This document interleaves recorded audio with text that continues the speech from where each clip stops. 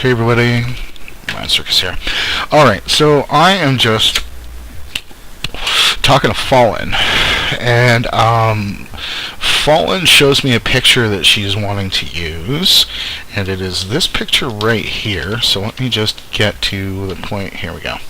So here's the picture that Fallen was talking to me about. It's pretty standard avatar fare, and her question was actually this area down at the legs, and she asked about erasing it and doing things like using a clone brush on it and the whole thing.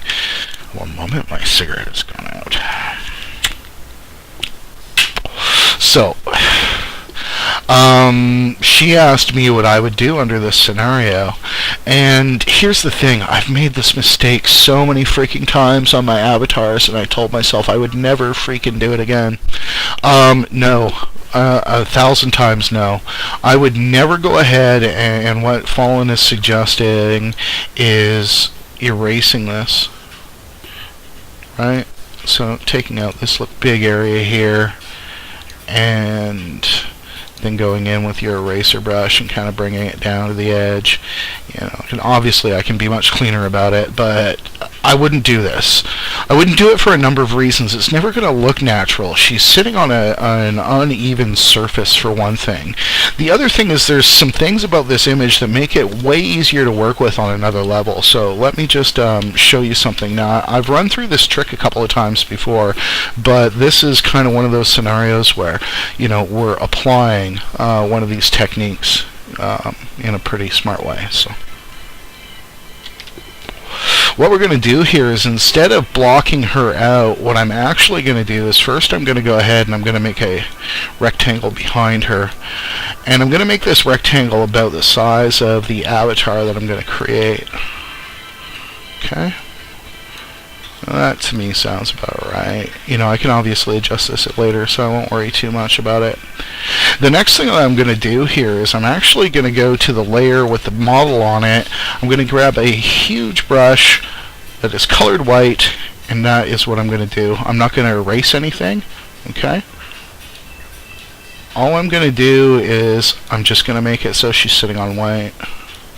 Okay? Really is that simple so far. So that really is the first step, is instead of erasing her and going through all that rigmarole, what I'm instead going to do is I'm just going to create a background that she sits on naturally. The next thing that I'm going to do here is I'm just going to grab a texture. Any old texture will do for the sake of argument. Control A to copy, Control A to select all, Control C to copy. And then we'll go back to this level and paste it as a new layer.